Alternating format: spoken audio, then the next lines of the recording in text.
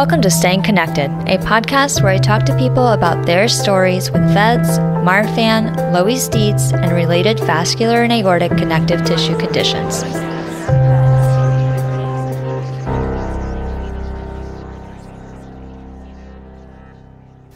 This is your host, Katie, and before we get into the show, I want to remind you that the views, information, and opinions in this podcast are those of the individuals involved, and the information presented does not constitute medical or other professional advice or services. Any opinions that I express in this podcast are my own and not of my employer.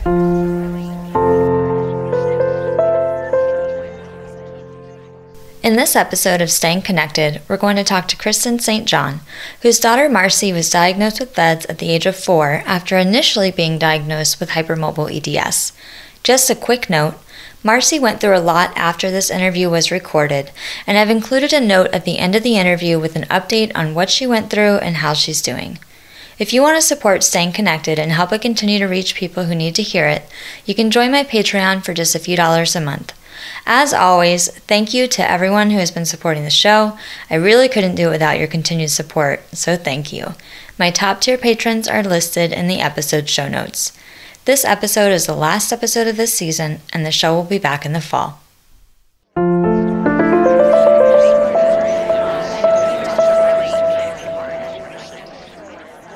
Hey, Kristen, thank you so much for joining me on the podcast to share your story and your daughter Marcie's story with VEDS. You want to go ahead and introduce yourself? Tell us where you're from, a little bit about Marcie. Sure. I'm Kristen St, and I'm going to be talking about my daughter Marcie's story with her journey with VEDS. We live in Oklahoma. We've lived here basically our whole lives. It's just me and my husband and Zane, her older brother. And she's 6 years old now, and it's basically been a lifelong journey for her.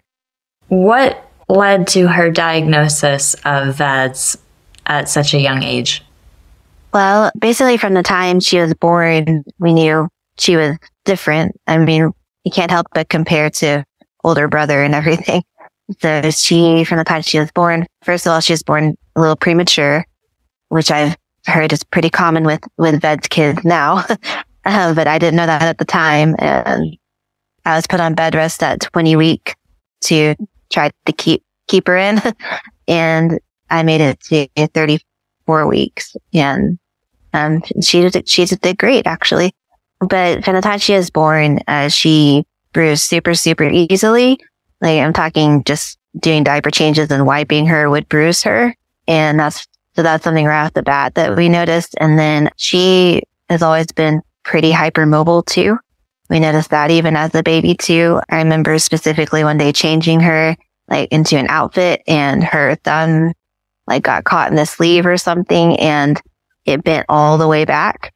And I was panicking because I thought I just broke my baby's thumb. And I was like, why isn't she crying? She was not bothered by it at all, and her thumb was just fine. Got it out of the sleeve and she was good. But those were kind of the first things that we noticed that were like, this is different. Yeah, like different than your experience with Zane. Yes. So besides that, though, she was pretty normal. I guess we just considered her more clumsy. Like as a toddler and stuff, she would fall quite a bit, and she had bruising all over. But we kind of just thought just because she fell so much. Mm-hmm. But even so, I think eventually what took us off was just the bruising like never really went away. It just kind of seemed to like compound on top of each other.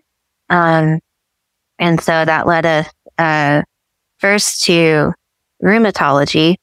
And this was when she was 3, rheumatology. And they actually diagnosed her with, hypermobile EDS, Ehlers-Danlos, and they said that's what was causing all her bruising. That was the first time we had ever heard of Ehlers-Danlos, like, period. We had no idea what that even was or that it existed before then. So did rheumatology do any kind of genetic testing, or they just thought because she was hypermobile that she had hypermobile EDS? Yeah, they just diagnosed her with, like, based on her presentation and her symptoms. They did not because they did tell me it was a genetic disorder, but they said that there was no need to do genetic testing at that time, because they said there was, with the hypermobile type, there was no marker for it, and there wasn't really much they could do for it anyway, just had to manage like the symptoms. And at that time, we didn't know what Ehlers-Danlos was. We didn't even know there was more than one type, so we were just taking her word for it. And we're like, okay. But that rheumatologist did say that we should go take her to hematology and get her tested too, because of her extensive bruising, just to make sure there wasn't anything going on there. So that led us to hematology, and then they did all of their testing and found out she has von Willebrand's as well. The hematology doctor, though, that we saw was a very good doctor. He's very thorough. And he was the one, he was just looking her over and looking at her history and saying, I think there's more here than like what meets the eye. I really think that you should get her tested, like genetic tested. And so he put in the order for that. That was in, I believe, November of 2020. Fast forward to, and Marcie's 4 at this point. Fast forward to March of 2021. So just a few months later, Marcie had the bowel perforation, just spontaneously perforated. What was that experience like at 4 years old? It was really hard. It was pretty awful. And by that point, Marcie had seen, I just mentioned a few specialists here, but Marcie had seen a lot of doctors and a lot of specialists. And she is very familiar with doctors, and she was not a fan of doctors or hospitals. So she would avoid, and she still does this to this day. Sometimes she will either downplay her symptoms or just try not to mention them at all, because she does not want to go to the ER. So, which, can be a problem. Yeah. But in this particular circumstance, she was just sitting on the couch and she stood up and then she just kind of doubled over and said, ow, ow, ow. Just like that, just very deadpan, like, ow, ow, ow. And then looked up at me and said, Mommy, we need to go to the hospital. And she was 4. And she was 4. And so for me, that was like an immediate red flag. And I was like, okay, let's go. Mm-hmm. And I'm so glad we did. By the time we got her there, which the hospital is only about a 20-minute drive from us, thankfully. But just on the way there, she started throwing up blood. She was barely hanging on to consciousness at that point. It got very bad very quickly. Mm-hmm. And I figured out that she had the bowel perforation in the ER, immediately whisked her into surgery to try to do some damage control in there and clean up everything. But by that point, she had actually gone into septic shock. And so they were very honest with us, and they said, the next 24 hours would be crucial. She may not even pull through the night. It went from 0 to 100 real fast. Yeah. And you did not have the VEDS diagnosis at this time, right? Like, you had not seen a geneticist yet. No, we didn't know yet. Like I said, they had put the referral back in November, but their genetics department is so behind. We didn't even get a call to schedule with them until April. And that was just a call to schedule. We finally got in with them, I think, in July of 2021. Wow. So you're at the hospital dealing with a bowel perforation basically when they called a schedule. Is that right? Yes. Yeah. Cause we did end up staying in the hospital for about 5 weeks for her to recover from the perforation. And so, yeah, we were still in the hospital when they called to schedule her, which I thought was very ironic. Yeah. Yeah. So so gratefully, she made it through the night, obviously, which is really, really wonderful. Yes.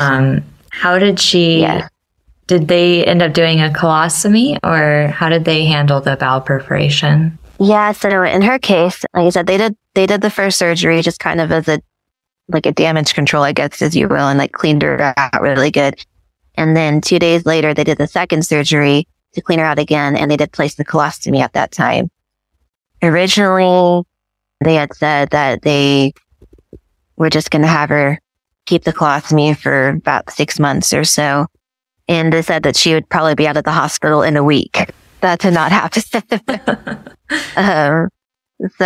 And she was continually baffling the doctors while she was in the hospital because she was just she's very slow to heal. It just took much longer than they anticipated. And in the process, because it took so long, she developed other complications like an infection in her incision. And she still does have a large clot in her jugular vein from the central line that they had to put in. And she had to go through withdrawals because they had her on such high doses of pain medicine at first that when they tried to take her off, she had to go through that, and it was really hard. Yeah, what was this like as a mom during this time? Oh, man. Honestly, if I think about it too much, I'll start crying again. It was definitely one of the worst, if not the worst times of my life. It was really hard watching her go through that. She was 4, like you said, she was 4 at the time, and she did not understand like what was going on or why they kept on having to come in and poke her over and over again. Because, I mean, now we know because she has VEDS, but at the time they could not figure out her veins are just so fragile. And so when they tried to place an IV, it would either like burst almost immediately, like it would, I can't remember the terminology, but blow, there you go, like the veins would blow almost immediately. Or if they managed to get an IV in, it would last maybe 2 or 3 days tops, and then they'd have to put in another one. It's hard it's hard on an adult with VEDS. It sounds hard on a 4-year-old. Yeah. She did not understand what was going on. And I had, just tried to convince her constantly, like, they're trying to help you. Like I promised, they're trying to help you, and for the first week too, I could not hold her. I could not hold her or hug her or anything because she was they'd placed her in like a medically induced coma and put her on the ventilator. So I wasn't allowed to, I couldn't really do anything with her. And that was really hard too, because I just wanted to hold her so badly. Yeah. So she healed from that eventually, and you did get into genetics. Like, how long was it until you got into genetics after this? So she got discharged in April, and like I said, we got the call while we were still in the hospital in April to schedule. I think I said July before, but actually we got her scheduled in June. So just a couple months later, we were able to get her in, and the geneticist we saw, based on her history and everything, especially now having the bowel perforation, she told us, she was like, I'm almost positive that she has vascular Ehlers-Danlos, not the hypermobile type. And that was like, it was just a shock to me. I was like, what? Like that, I didn't know there were other types. And I'm reading up if you Google this, Google is not kind. Yeah. So even though she said, don't Google this, of course, that's the first thing I did was Google it because I want to know. I was like, I wanted to know what I could be potentially dealing with or what she could potentially be dealing with down the road. And so I did Google it, and just horrifying, statistics like on mortality rates and everything. And, that it was bad. And I was just praying with everything I had that she did not have this, honestly. I was like that they were wrong. And this was just kind of a weird coincidence, I guess, if you would say. But in August, we got her results back, and she does have vascular Ehlers-Danlos. Yeah. And so now at this point you had Googled and you had seeing how, I like that word, not kind, like how unkind Google is. What was the most helpful thing for you during that time? Did you get connected with anybody, or did you find resources? So because the rheumatologist had said, she has just regular Ehlers-Danlos, I was in a Facebook group just about Ehlers-Danlos syndrome. And in that group, it included all types, not just the hypermobile type. So I was in that Facebook group already, just kind of reading up on other people's experiences and posting questions of my own. And whenever we got the official diagnosis from the geneticist, I did post in that group about her VEDS diagnosis. And I believe it was Rachel that reached out to me, and she's an angel. She is just a wonderful human being. And she was really great in helping calm my fears and giving me really good information and helpful information, unlike Google. And then once I was able to, show her the proof that Marcie had been genetically confirmed, then she led me into that VEDS Facebook group. And that's just been, it's been great. It's everyone in there is just so amazing. And again, just so helpful. Yeah. I'm so glad that you got connected with that. When I was talking to Maria and Mandy this past season about their daughter, Andy, she had kind of gotten lost in that broader Ehlers-Danlos group and never kind of got pulled in to the VEDS group. And I'm so, so glad to know that you got pulled in just right away. That is awesome. Yeah, I consider myself really lucky. Honestly, just kind of how everything just really happened with all the different specialists along the way.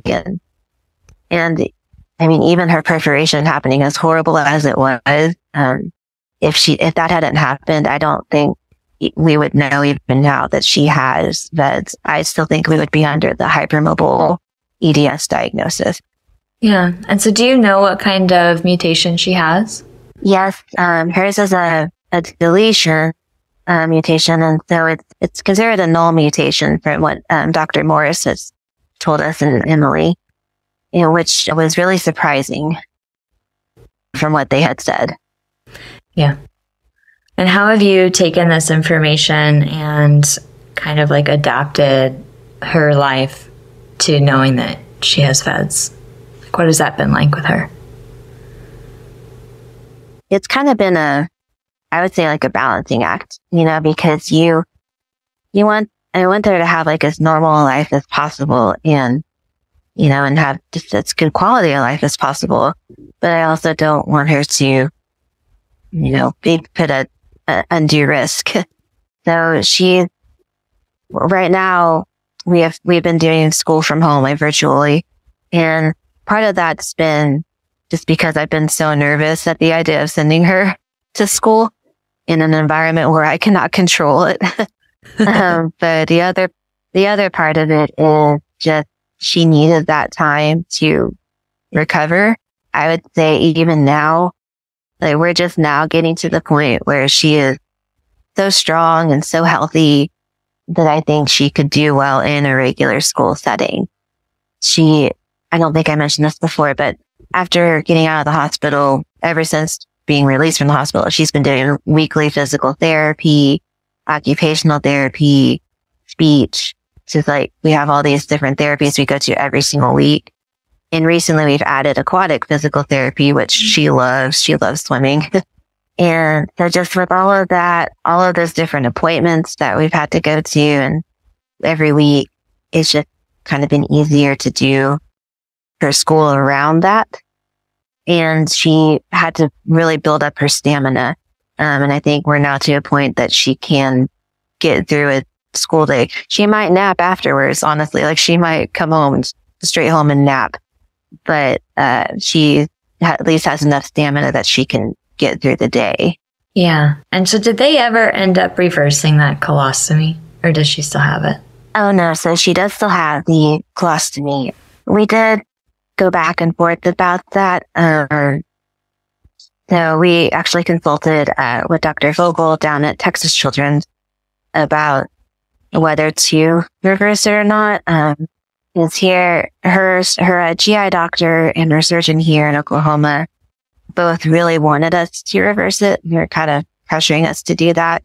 But we really didn't feel good about it. She was just still so weak. She just seemed so weak, still at that point, and fragile. And, now we just got this brand new VEDS diagnosis, and we're still trying to figure out fully what that meant and what the risk would be with that. And so we sought a second opinion, basically, from Dr. Vogel, down at Texas Children's. And he was really great. He is a VEDS knowledgeable surgeon.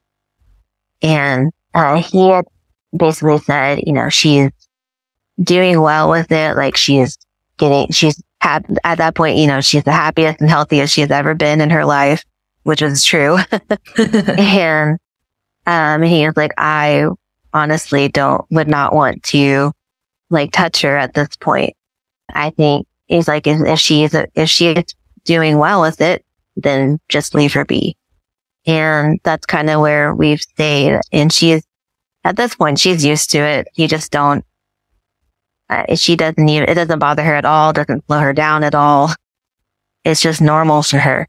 Yeah. And so for us as parents, I think we've basically decided to have her keep it until she gets older and old enough to where she can make more of an informed decision on her own. And if she wants to attempt it at that point, then we'll reconsult with Dr. Vogel. But it's just I know that there's a lot of people in the group that do a reversal and have great success with it. But then there's others where it doesn't turn out well. And for us, it just was not worth the risk after she had been through so much. We just didn't want to put her through that possibly ever again. So yeah, that's why we had decided to keep it. And like I said, she's doing great with it. Yeah. I mean, that's, so she's had it since she was about 4, or since she was 4. And so it's been, for her, it's probably a part of her life that she might not even remember not having it. Well, I wondered that too. She does remember not having it though. She does. She does. She told me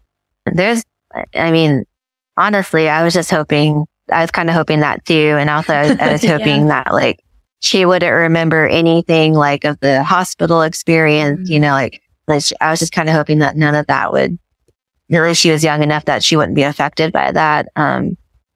But unfortunately that's not been the case. She remembers a lot. And because of that, one of the other things that we've been working with her on is counseling, and she has been diagnosed with PTSD from all the medical trauma. So that's been a struggle too for her. There was a long time where after going through that in the hospital, basically anybody in scrubs was public enemy number 1. Oh. She was so fearful because anybody in scrubs was going to poke her in her mind, and she did not want to be poked anymore, which I can't blame her. Yeah. Yeah. Has she gotten to meet other kids with VEDS? Recently, yes. So we've finally managed to make it to the VEDS walk in Houston this past March. And oh my gosh, it was so great. It was so fun. So she got to meet other kids her age and around her age too, older and younger too. I mean, there were a lot of kids there. And it was great as a parent to see that too. And just meet other families who had been through similar experiences and getting to talk to them. And like I said, I knew some of them through the Facebook group, but it's different, meeting in person. It is. And there were a lot of people there at that walk. Does she know what VEDS is? What does she know at this age? I don't think she fully understands yet. But she will tell you, and she tells doctors and anyone this all the time. She'll say, I'm fragile inside. And that's kind of her opening. She's like, hi, I'm Marcie and I'm fragile inside. So she understands enough to know that. She understands that if you ask her what had happened to her, she will tell you she had a big owie in her tummy.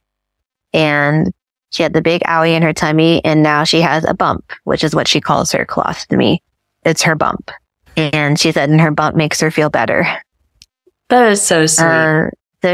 She does not fully understand it. Yeah. I know. Yeah, I think it's so cute, actually. She definitely does not fully understand it and fully understand all the risk with it. But I think for her age, she understands enough. Mm-hmm. Have you had any experiences with medical professionals that really make you wish that medical professionals knew? Is there something that you've learned that you really want medical professionals to know about VEDS at this point? Yes. So my biggest struggle, and I think this is the struggle for a lot of people with VEDS, is when we have to go to the ER. And this actually happened just recently. I had to take her to the ER because she had a really bad headache for multiple days. And that's not normal for her. And of course, I'm concerned from a VED standpoint whenever that happens. And so when we took her to the ER, I had to argue with the doctor to get him to order her a CTA instead of just a standard CT. Because what I find is a lot of them hear, I tell them vascular Ehlers-Danlos, but they only hear the Ehlers-Danlos part. And so then they're like, oh yeah, Ehlers-Danlos. I know what that is. It's just, hypermobile joints and stuff, and I'm like, no, you missed the vascular part. And this doctor almost did not believe me because he didn't know what this was. Most doctors don't. And so he almost did not believe me. And I had to tell him to go look up her genetic doctor who's within the same hospital. I was like, go talk to that doctor and look at that doctor's note. And I promise you, it'll tell you need to do a CTA. and his attitude was just so haughty. And he was like, okay, fine, I'll do that. And he did. And guess what? He ordered the CTA after that. But you know what? It shouldn't have taken that much. It shouldn't be that difficult. Yeah, it shouldn't be that difficult. And so he's not the only doctor that's happened. That's just the most recent experience. It almost seems like because they don't know what it is or they've never heard of it, they don't believe you. It's like you're making something up or you're over exaggerating the seriousness of it. And the only other, so that I've run into that, or if I explained to them, I was like, no, this is the condition that caused her bowel to perforate. Then they're kind of like, oh, I didn't know Ehlers-Danlos could do that. And I was like, well, it can't. Vascular Ehlers-Danlos can do that. And so they're like, oh, okay. And that's what it takes, honestly, to get them to take it more seriously. Mm-hmm. But it's sad that it has to be that way. Yeah. So then for the medical professionals listening, it's really the understanding of the different types of EDS and what that means. And specifically the vascular type and what that means. Yeah. Yeah. That's been probably the biggest struggle. Yeah. Well, I hope that somebody listening hears that. And I think that the emergency room challenges that we face with VEDS are at top of mind for a lot of the experts in our community and for a lot of us in the community for sure. It's just, in my mind, it's one of the number one things that we have to fix. Yeah. Sure. Yeah. Yeah. I agree.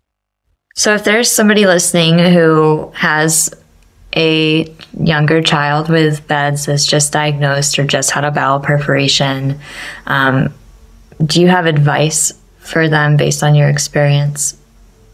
I would say, first off, definitely find a support group, whether that is, family, friends, whether that's, somewhere in the Facebook community, whatever, any social media. You're going to need some sort of support, to help you get through that. Just not just the hospitalization, but just the diagnosis and figuring out what that means and adjusting life to that. And I mean, it was a lot. To be honest, it was overwhelming at first.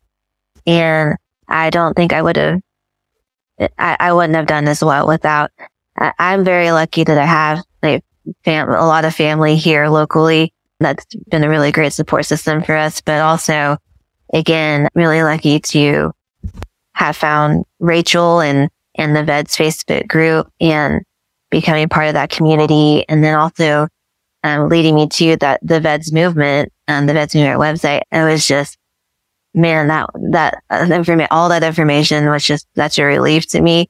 Because for me, I'm just like, I just want to know. And the more I know, the more secure I feel. Yeah. Well, I will link the VEDS Movement in the episode show notes. So if anybody's listening and is looking for that information, I will link it down there. And then the Facebook group for VEDS is private, but there's also the VEDS Zebra group, and that one you can find on Facebook. So if you are genetically confirmed with VEDS and you're not in the Facebook group, I would suggest finding the VEDS or Vascular Zebras group on Facebook and then message the admin to that group. And that will get you connected with the admin for the genetically confirmed group as well. Yeah, that sounds good. And then something else that I really want to encourage parents is just, you know your child best, and they're counting on you to advocate for them because they just can't advocate for themselves. And so if you just feel like, and just know in your gut that there's something else going on, just keep pushing and keep pushing and pushing until you find a doctor that's willing to listen to you and help connect you with the right specialist.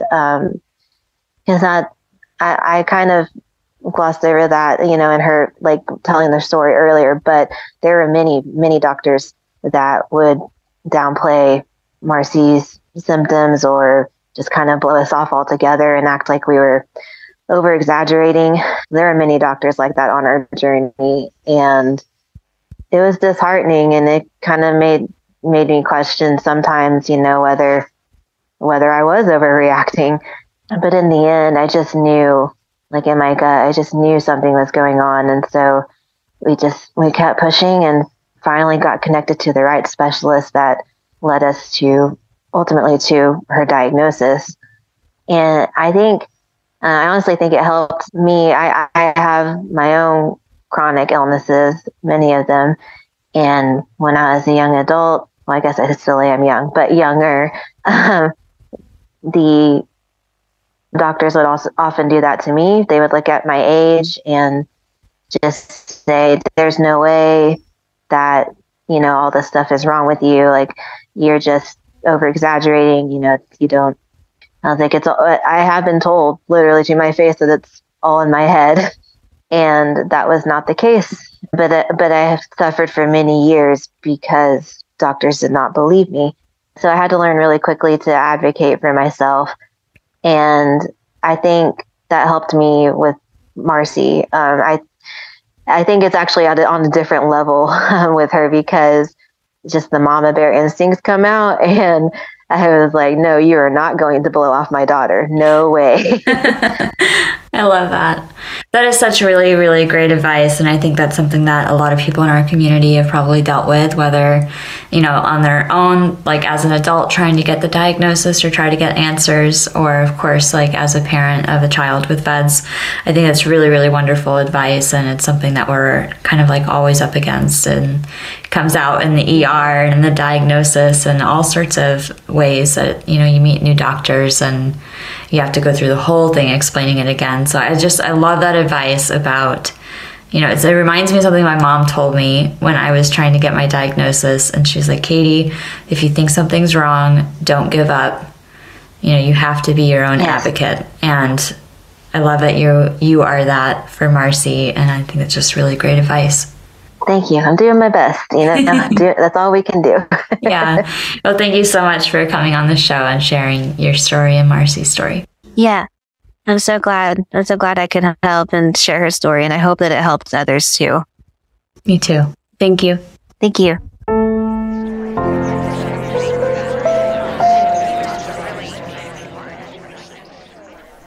Thank you for listening to this episode of Staying Connected, featuring Kristen St. sharing her daughter Marcie's story with VEDS. As I mentioned at the beginning of this show, Marcie went through a good deal after the recording of this interview. She fell in her bedroom and scraped her back on her wheelchair, which opened her back down to the muscle layer. She had to go to the OR or the operating room to fix this, which required a 3-day hospital stay.